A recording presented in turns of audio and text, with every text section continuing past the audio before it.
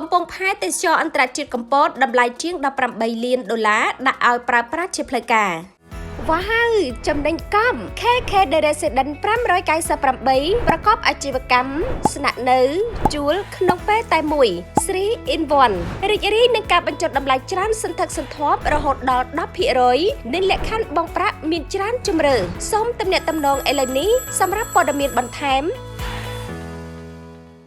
កំពង់ផែទេសចរអន្តរជាតិកំពតសម្ពោធដាក់ឲ្យប្រើប្រាស់ជាផ្លូវការនៅថ្ងៃច័ន្ទទី21ខែមេសានេះដែលមានទីតាំងស្ថិតនៅក្នុងភូមិជុំគ្រៀលឃុំជុំគ្រៀលស្រុកទឹកឈូខេត្តកំពតគម្រោងសាងសង់កំពង់ផែទេសចរអន្តរជាតិនេះគ្របដណ្ដប់លើផ្ទៃដីជាង4ហិកតាដែលបានបើកការដ្ឋានសាងសង់នៅថ្ងៃទី8ខែសីហាឆ្នាំ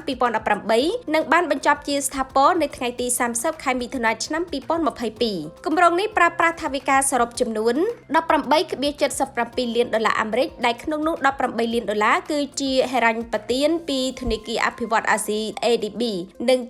$77,000ទៀតគឺជាថវិកាបដិភាគរបស់រាជរដ្ឋាភិបាលកម្ពុជាដែលជាផ្នែកមួយនៃគម្រោងអភិវឌ្ឍហេដ្ឋារចនាសម្ព័ន្ធទេសចរសម្រាប់កំណើនប្រកបដោយបរិយាបន្ននៅមហាអនុតំបន់មេគង្គអ្នកជំនាញនៅក្នុងវិស័យទេសចរលើកឡើងថាក្រោយបើកឲ្យដំណើរការជាផ្លូវការកំពង់ផែទេសចរអន្តរជាតិខេត្តកំពតនឹងក្លាយជាច្រកទ្វារអន្តរជាតិផ្លូវសមុទ្រដ៏សំខាន់